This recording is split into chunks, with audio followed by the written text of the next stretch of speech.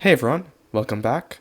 I'm just gonna pretend like I wasn't gone randomly for 2 months and say the question, are conduits the future of wireless redstone?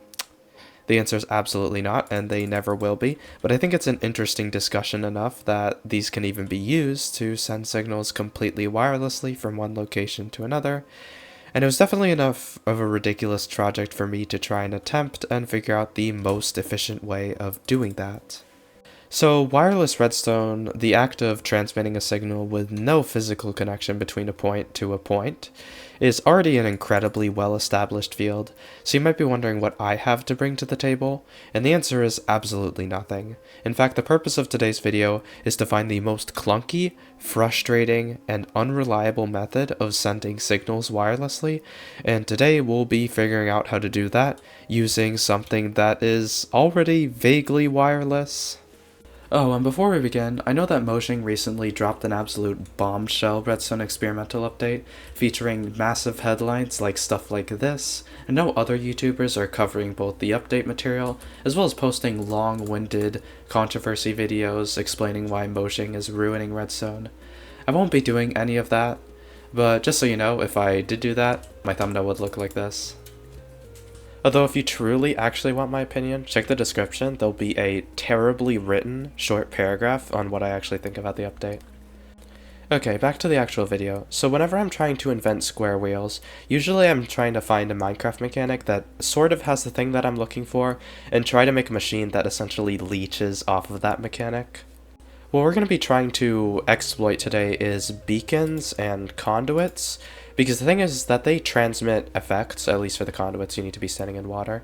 They transmit effects over pretty long distances, and if we can track how we're outputting these effects, then maybe we can transmit wireless signals. But before we get too ahead of ourselves, I want to just start off by saying we're not going to be using beacons, because those are stupid and silly. The thing about beacons, that beacon way over there, is that they can only reach in a cuboid extending up into the infinity, about 50 blocks away, so in a 101 by 101 cube. So if I step over this gap right here, you'll see my haste gets replenished. Whereas conduits actually have a 96 block spherical distance, so almost double the distance. And if I go here and stand in this water, and then move into this location, you can see that I enter the 96 block sphere, and I get conduit power. Another thing that makes conduits an optimal choice for wireless transmission is that they replenish their effects faster, meaning we can transmit data faster. If I look into this conduit power and these haste effects, haste replenishes every 4 seconds, whereas conduit power replenishes every 2 seconds, meaning we can transmit twice as fast. Okay, so we know that we're going to choose conduit power as the means of detecting the signal that we're trying to transmit, but how do we actually detect when a player has conduit power? The thing is the most noticeable effect of conduit power is that it prevents you from dying of drowning underwater, but that takes really frustratingly long if you don't have conduit power, so detecting the difference between the two would be really irritating. I guess it also helps you see better, but good luck detecting that with redstone.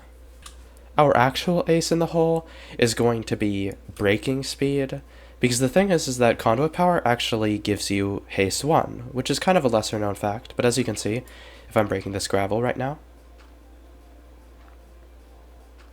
versus if I stand in this water,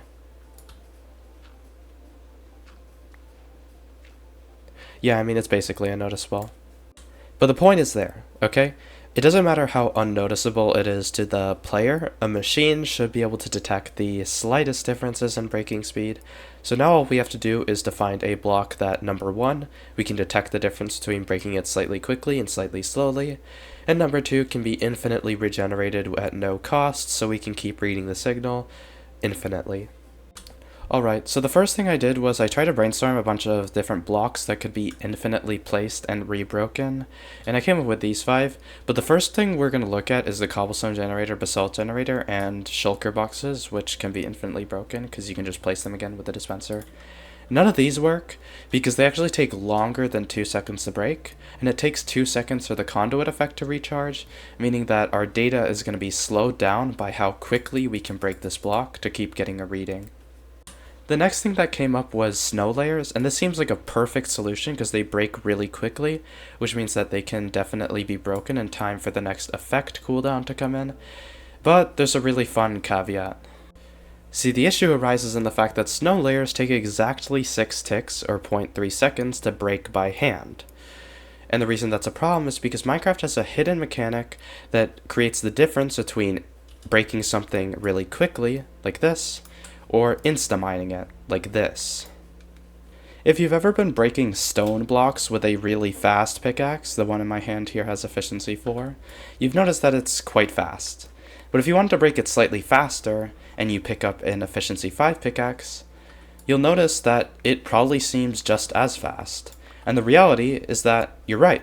They're actually exactly the same speeds, despite having broken it with a faster pickaxe.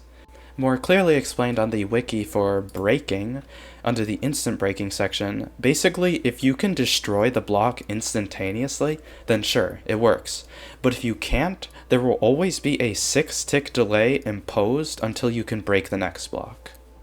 Or in other words, you can basically break a block at any amount of speed, from 10 ticks, 9 ticks, 8 ticks, 7 ticks, but 6 ticks. But the moment you get here, there's this gap until you have to get to the next level, which is a single tick of breaking speed. The problem is that the snow layer being punched with a fist is here, or somewhere here, or maybe here. And using haste only bumps it up to maybe here. And then it just gets capped back to here. Breaking it with haste and without haste are the same thing. It's undetectable. Okay, so enough about that ridiculous side tangent. That was actually just an excuse to teach you about a mechanic I find really interesting. Let's talk about what actually worked. Frosted ice. It can be generated infinitely when you use an armor stand with Frostwalker boots that is moved next to some exposed ice. It takes 15 ticks to break, and hopefully after doing some math it should take 13 ticks to break with haste. Okay, so now let's run an experiment, because even if we're doing something incredibly stupid, we should still be scientists about it. So this frosted ice is only available to us for 14 ticks because of this clock that opens this door.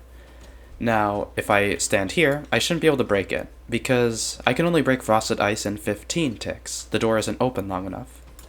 But if I stand in the water, I should get conduit power from that conduit over there. And now I should be able to break it in 13 ticks, which is possible given the door only being open for 14 ticks. And so that's basically the whole basis of conduit detection. Also, before we continue on to the rest of the video, I wanted to issue a quick thank you. Recently, well, not actually recently, I've been gone for just that long, a video of mine hit 1 million views. That's a really big number, as far as I'm concerned. In order to help you appreciate that scale, this is how many chests you need to store 1 iron nugget. And this is how many chests you need to store 1 million iron nuggets if you were to accidentally have placed one of the shulker boxes of iron blocks inside of another chest. It truly helps you appreciate the scale of such a small number in contrast to such a large number. If you want to help me in my quest of trying to get a bunch of people to spend a very small portion of their lives listening to me ramble about stupid nonsense, make sure to subscribe or check out the other stuff on my channel. Or if you just like the content, I guess, that also works. Okay, on to the final stretch. How does the final machine actually work? Number 1, I know it's wired poorly. If one of you comments about that, I'm going to lose my mind. But the basic premise of it is you take a shulker box containing music discs. Music discs are traditionally used as a method of storing data, so I'm going to be using them to transmit data. I'm not going to get super far into the nitty-gritty of how these things actually work, but I will mention a couple things. Number 1, it's crucial that these systems remain synchronized, otherwise something is going to break. That's why there's a clock right here, and there's also a clock right here that happened to be synchronized for me turning them on at the exact same time. Another thing I want to mention is, even though we might only turn the conduit on for 8 seconds because we input a signal of 4 signal strength, we know that this person is going to have conduit power for an extra 12 seconds because it just happens to last that long when you receive the effect. So we just use this timer to ignore that initial span and only start recording after we know it's been about 12 seconds of initial conduit time. I'm going to quickly showcase it working with this shulker box that contains signal strengths 1 through 6. I'm just going to put that right there. Turn on the machine. And you're going to see the binary numbers 1 through 6 on this little readout here. Here's the binary in wool if you don't know. So I want to quickly also take this moment to discuss that if you look right here, every time it triggers, there's a bunch of wait time in these counters before they actually start reading. And that's the inherent 12 seconds it takes for the conduit power to automatically wear off. And that's just one of the many major slowdowns of this machine. The other one is that it takes 2 seconds to transmit any piece of information at all, which is also incredibly slow. And also, over the entire course of this video, I've been completely glossing over the fact that this requires player input to even function, which is quite possibly one of the worst downsides imaginable. But hey, it works, it's reliable, and it's wireless redstone, so it's a win in my book. And that's basically the point. That's the reason I don't only make good machines, because if I chose to only make good machines, there would be so much garbage that I'd completely miss out on making. And I'd say it's making garbage like this that allows us to truly appreciate how great the actual good things we design are. And there's your concluding mandatory philosophical remark that's supposed to make it seem like any of this stuff we're doing actually has a point. Anyways, that's all I've got to say. If you like the video, make sure to subscribe and check out my other stuff, and check out the Discord. See you in another 2 months, and goodbye.